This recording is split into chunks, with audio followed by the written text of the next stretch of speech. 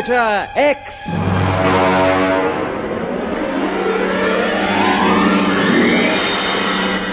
Episode 3, The Master Plan.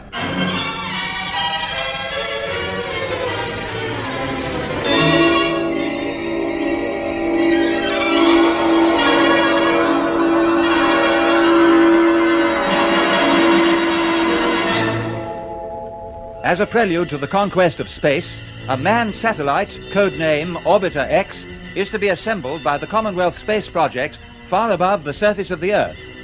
The first assembly crew, led by Captain Bradley, meets with disaster in high vacuum, and Bob Britton, with his co-pilot Douglas McClelland and flight engineer Hicks, take off from Woomera in a relief ship. At an altitude of 1,000 miles plus, they are attacked by an unidentified flying object. Forced to bail out, they go aboard the hostile ship. Confined in a pressurized compartment, they see nothing of the crew, and on finally landing, no indication is given of their whereabouts. Receiving instructions by intercom, Bob, Mac, and Hicky are directed through a darkened building, which throbs to the sound of generators. The journey ends outside the closed door of an interrogation room. Now look here, boys. Whatever happens, we must keep a grip on ourselves. Under no circumstances must we let these characters take over our thinking for us. Is that clear? Yeah. Understood, sir. Good. We'll go in and see what we're up against. Follow me. Oh, the light! It's blinding! It certainly is. But look behind that spotlight at the far end of the room. You see what I mean? Yes, there's somebody there. And more than one. I can see a whole bunch of them. Ugly-looking customers. Still, at least they're human. I never doubted there'd be anything else. Well, let's start the ball rolling and see what happens. Hello there! Who are you? I am Commander Gelbin, Deputy Leader of the Unity Organization. That's the voice we had on the ship's intercom. Yes, he's the UFO character who brought us here. What do you mean by the Unity Organization? The leader is beside me here, Dr. Max Kramer. He will explain everything to you in due course. He must be the egghead with the deadpan look on his face. Yeah, quiet, Hicky. Dr. Kramer, you've got a lot to answer for. I shall do my best to satisfy you, Captain Britton. And you can start by telling us exactly where we are, why we've been brought here, and what you know about Captain Bradley. At this early stage of our meeting, I cannot give you the location of these headquarters. Regarding Captain Bradley, he and his co-pilot Wilson are safe and well. I'll believe that when I see them. You will, when we begin assembling the space station you call Orbiter X. So that's it. You know everything about it, of course. Not everything. Which answers your questions as to why you're here. We need your help. I expected something like this. The components of the station have been fired into orbit, and you know exactly how they should be fitted together. So we hope that you will supervise the work, which will be carried out by our space engineers. You're mad if you think we're going to help you. In any case, you must see that when CSP don't get any signals from us, they'll send up more ships to find out what's happened. I think not. We sent a message to CSP in your name, and as a result, all your ships are grounded. Ah, so that was the WT signal we heard in the UFO. I appreciate your feelings, Flight Engineer Hicks, but in order to understand the position, you must try to see beyond your own personal problems of the moment. They can all be put right for you. Just like that, eh? Yes. In due course, you may even be reunited with your family. With your wife, Susan, I believe, and your 2 young children, Charles and Anne. How do you know about them? We know a great deal that would surprise you. But let us think of the citizens of tomorrow, because this leads us to the purpose behind the organization which we call Unity. Its object is to make the world a safer place to live in. Isn't that what our politicians are working for? Some may be, but the only ones who can succeed must be trained scientists. Like yourself? Exactly. I need hardly remind you that in your democracy, no effort is made to connect scientific qualifications with political power. As a result, you have constant tension and uncertainty. So you're for the military state, are you? Not at all. That arises when the scientist's rightful place of leadership is taken by the mere man of action. This argument goes back to about 400 BC, doesn't it, Kramer? Ah, you remember your Plato's Republic. Yes, Captain Britton, we Unitists are planning a new world government led by men of science. Dangerous nationalism will be liquidated. Resources thrown away on armaments will be spent on welfare and scientific progress. And the spirit of the new order is the basic understanding which already exists between the scientists of all countries. Which country do you come from? That is of no importance. Our membership is international. Many of our people continue to work in their own lands. And as scientists and engineers, they pass on to us information of technical progress, particularly in the fields of atomic and projectile developments. You must find that very useful. We do. By pooling our knowledge, we are already far ahead of you in space travel. You know that for yourselves. Yes. Something I'd like to ask you about this. How is it your ships haven't been spotted from the Earth? Because they are fitted with electronic deflectors which screen them quite effectively from your radio telescopes and ground tracking stations. Very occasionally you see them as unusual patterns on your radar, but they arouse no alarm because similar patterns are produced by natural phenomena. The interference zone we ran into in our ship, Orbiter 2, was that anything to do with you? Yes, it was another product of our electronic department, and you understand that it will provide invaluable camouflage when you join us on the assembly of Orbiter X. Yes. Supposing we did help you, what happens then? You're all very qualified to take your places in our organization, particularly yourself, Captain Britton. We have a very detailed statement of your record. And now I am prepared to answer any reasonable questions on unity. All right, here goes. You aim at a world government. We do. Then how are you proposing to get rid of the existing governments? Well, each country will still have its own administration, but its responsibilities will be strictly limited to internal affairs. It will have no control over its foreign policy. Do you really think that you could make the nations of the world knuckle down to a position like that? No, they wouldn't wear it. Not without some pressure, perhaps. And what sort of pressure are you thinking of? I can best answer that by reminding you that the Second World War ended when Japan capitulated after just 2 small atomic bombs fell on Hiroshima and Nagasaki. We better get this quite clear.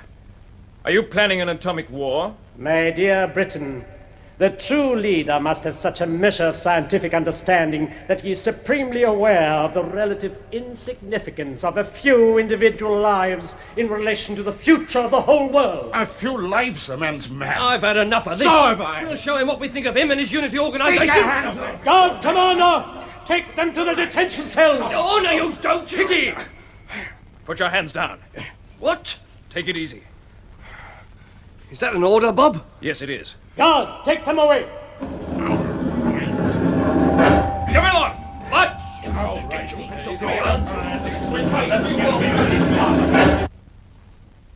Gelbin, we have a lot of work to do on these men. Yes.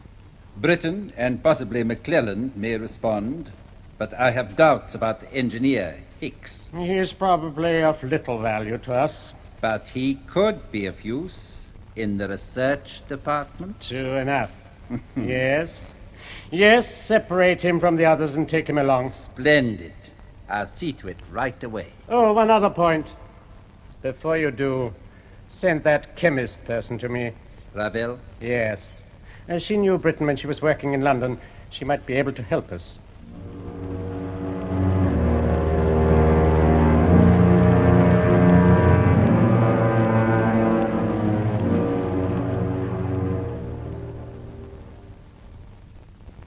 I hope you know what you're doing, Bob. What do you mean by that? Well, you know what's on my mind.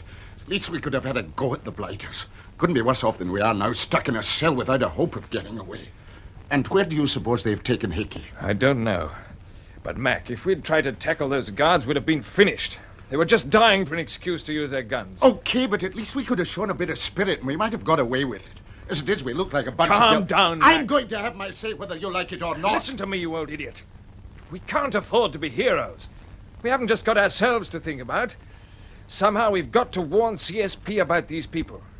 Don't you realize that?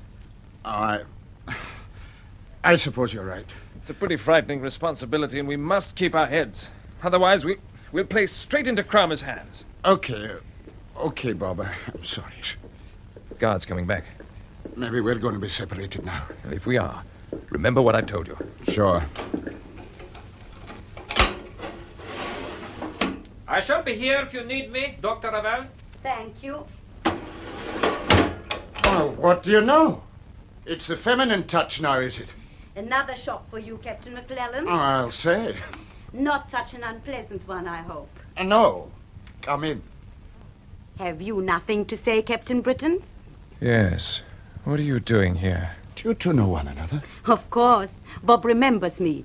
Greater Ravel, University College. We were students together. Well. Tell me what you're doing here. I belong to Unity. Unity? Do you know what it means? Of course. You know that Kramer is preparing to start an atomic war? That is not true. He told us himself. No, you're twisting his words. There may be some sacrifices, but there will be more than justified. Sacrifices? Justified? You don't know what you're saying. I know that unless unity takes over, the great nations will eventually make the earth uninhabitable. But, woman, that's exactly what your people will do in the end. Save your breath, Max. She's been indoctrinated. That is not the case. I joined Unity of my own free will because my scientific training enables me to see things clearly. With your background, you can also reach the point of understanding. You're wasting your time. Look, Bob, the guard is listening. I must speak quickly. I've only a few moments with you. You cannot fight these people. If you try to fight them, they will do the same to you as they're doing to your engineer. What do you mean? What are they doing to Hicks? He has been taken to the Space Medicine Research Department. If you give in now, you may save him. Is this a trick? Have you been told to say this? No, I'm risking everything. You must believe me. I can say no more. You must. Is everything all right, Dr. Ravel? Yes, I'm coming. My advice to you, Captain Britton, is think carefully. Don't worry, I will. I am glad. That is all I ask. Do you think this is a plant, Bob? I wish I knew. It's extraordinary she should turn up here. What sort of creature is she? That's impossible to say. I only got to know her casually in London. It's a long time ago, but I remember she was on a special course from some university in Europe. She was always a dramatic type, and... Oh, look. She's left her shoulder bag behind. Give it to me. There's a gun inside it. What? A nice, neat little weapon. And it's loaded. Kramer may have sent her here to tell us about Hicky, but he wouldn't have told her to leave this behind. No, and she wouldn't have left it by accident. She does want to help us, and this was the only way. So what do we do? I'll tell you. Listen carefully.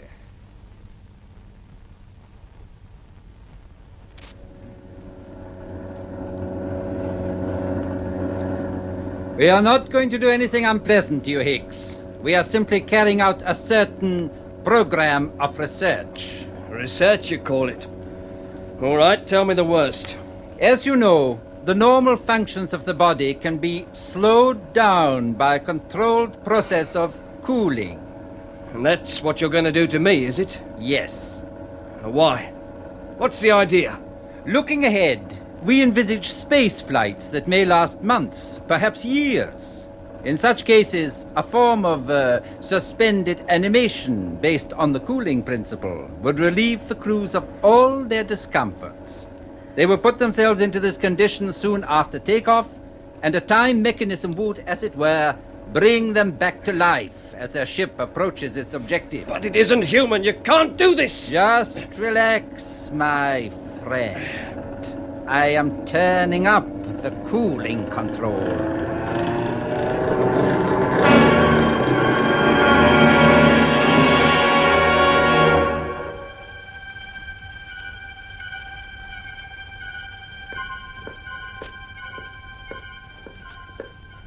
Guard's coming this way, Bob. You know what to do? Yeah. Okay, I'll give him a shout. Hello there! Hello, guard! What is it? Our lady visitor left something behind. Oh, very well. Here it is. Right, I will take it. What? Keep quiet and don't move. Otherwise, I shall use this gun. It's something your smart friends overlooked when they brought us here. Right, get busy on him, Mac.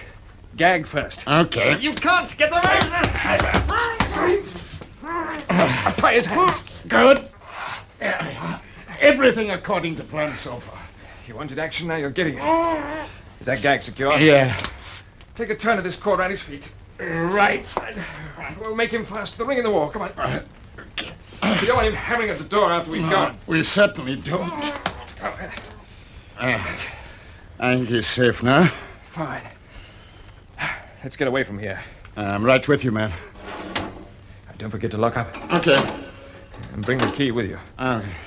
Won't get out of there in a hurry. Yes, I hope not. Well, now to find Hicky. We didn't pass the medical department when they brought us here, so we'll try the other direction. Come on. Do you think we'll ever find our way out of this place? If we don't, we'll sabotage everything we can lay our hands on. Yeah, they must have a radio center somewhere. Yes, that's a thought. If we could get in touch with Woomera. Listen.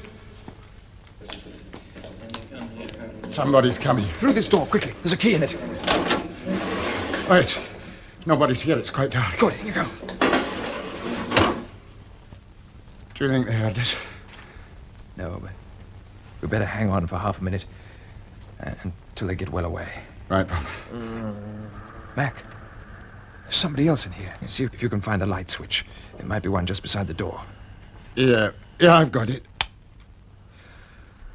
Oh, it's Brett. Yes. So we found him. There's something wrong here.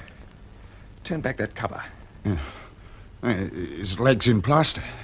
Brad, wake up. It must have given him a shot or something. Yes, but we've got to rouse him. Brad, it's Bob and Mac. Wake up. Brad, open your eyes. Who's that? Look at me. Bob. I must be dreaming. Not, you know. What's happened? Where am I? Shh, gently does it. We mustn't make too much noise. You're here too, Mac. Yeah, laddie. Just take it easy. Oh, my leg. What's wrong with it? It seems to be broken, old son. Put it in plaster. They? Oh, yes, I remember. I woke up on an operating table under a bright light. What happened before then? We were aboard the ship, Orbiter 1. Yes, that's right. You were attacked. We got bits of your radio message at CSP headquarters. Yes. Carter, the engineer, was killed. After a bit, Wilson and I went out to try and locate a fracture that was letting the air out of the cabin. It was somewhere behind the paneling. We couldn't find it from inside. As soon as we went through the outer hatch, they got us. They must have been waiting for us on the hull. We couldn't believe it. We were too shocked to fight back. They got us just like that. Wow. How'd you break your leg? I don't remember. You've seen Crum and his stooge, Gelbin. I've seen them. They give you all this propaganda stuff about unity? Yes, I've had it. What'd you say to them? Nothing much. You know they're prepared to launch atomic missiles on various cities all over the world. I gathered that was going to be their way of taking over the government. I'm glad it's good to see you, but do you know what's happened to Wilson? Haven't they told you? They said he was alive and well. They're lying. He was dead when they got him back to their ship after we left Orbiter 1. No. His oxygen tap had been turned off. Oh, poor devil. How did you get here, Bob? Well, it's no time to go into details. It's much the same story as yours. But these people have taken Hicky to the medical department, and we got to find him. Brad, you've been there. Can you remember where it is? Let me think. When I came out, there was a lift facing the door. They wheeled me in. We came down. Not very far. Only one floor, I think. Oh, think hard. Was it one floor, or could it have been two? No, I'm sure it was one. Good man. Mac, we better get cracking. Okay. We'll come back for you later, Brad. No, don't worry about me, Bob. I can't move anyway. You'll never get away from here if you try to take me with you. We're certainly not going to leave you here, chum. Don't be an idiot, Bob. I can kid these people along. You've got a job to do. You must get out and tell everybody what's going on here. Where is here?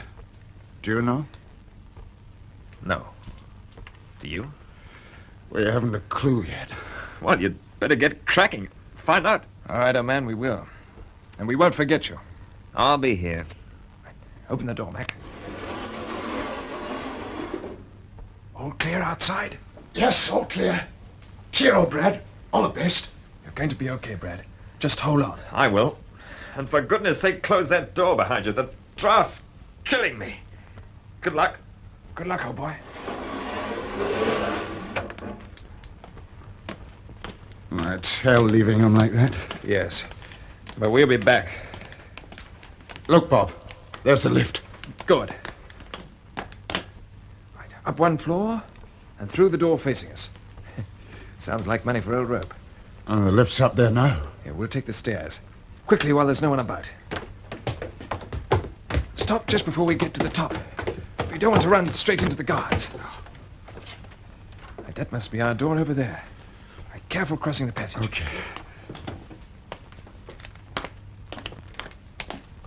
Good. I'll open the door. Our friend Gelbin will be back shortly, Hicks. Until then, I will look after you. I'll bet you will, Kramer. Naturally, I'm going Don't move, Kramer! What's this? You... Close the door, Mac. Uh, Oh, Mac, by all that's wonderful. Hicky, what are they doing to you? Trying to turn me into a sort of Rip Van Winkle on ice. I'll tell you all about it later if you'll turn off that cooling switch and undo these straps. okay, I'll see to it. Kramer, keep still. No tricks. How did you get here? And where did you find that gun? Never mind that. We found Bradley Hicky. You have? Yeah, he wouldn't come with us. He's got a broken leg. He said it'd slow us up. Oh, it's typical of him. What about Wilson? He's dead. What? No time to talk now, Hicky. Can you move? Yes, I'll soon loosen up. Good. We've got to get out of here quickly and away. I've got it, the test flight. What? What are you talking about? Kramer was just going to take up a new ship he sent Gelbin to make the arrangements. It must be all set for launching. We might use it ourselves. What an idea! Kramer, is the ship ready for launching? Yes, Is it similar to the one that brought us here? it's a sister ship. Well, that means it's easily maneuverable and it can carry all of us. Where is it now? Where is it? It should be on the launching platform. And you were going to fly it yourself, were you? I was. Then we're not going to disappoint you. Start walking. I refuse to move from here. In that case, we have no further use for you. Mac, pass over one of those rubber cushions. It'll help to muffle the sound of the shot. Thanks. I'll wrap it round the gun like this. Now then. Very well, Britton. You win, for the moment. Then take us to the ship. I'm putting the gun in my pocket, but I'm keeping you covered. If any of your staff ask any questions, we're your latest converts. You understand? Yes, I quite understand. And to avoid accidents, you'd be wise to take us out by the quietest route. Get moving.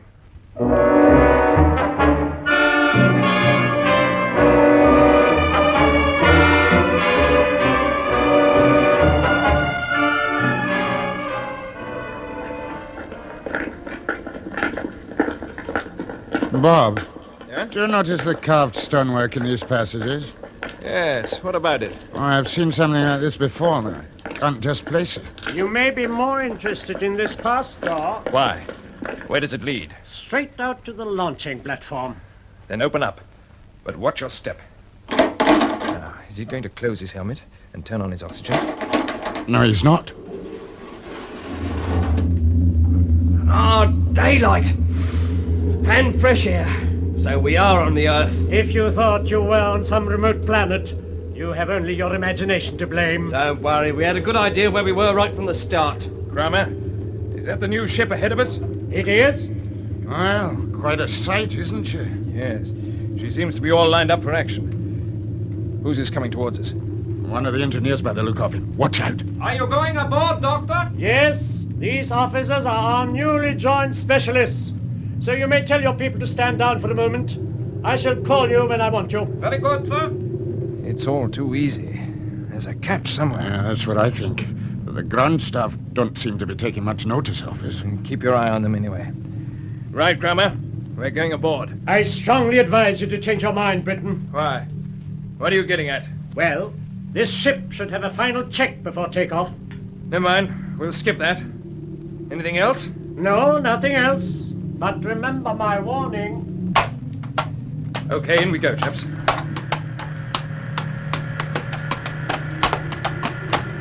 All Aboard? All right, Bob.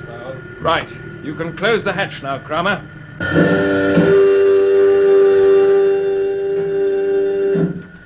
Oh, what a setup.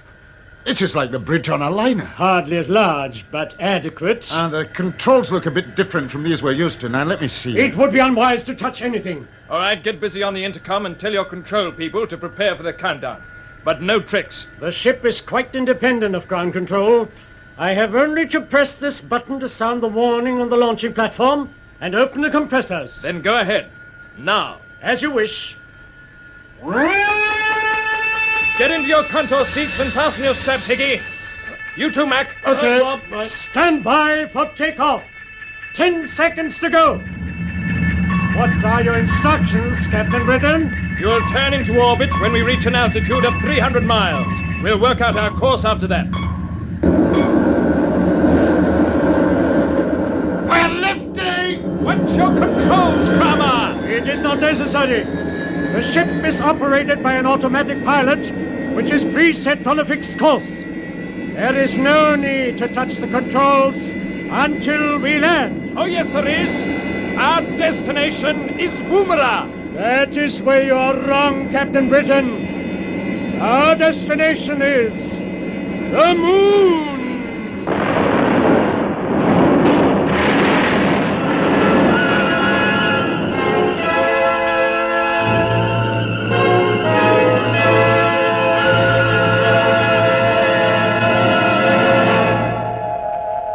So ends the third episode of Orbiter X, an adventure in the conquest of space by B.D. Chapman.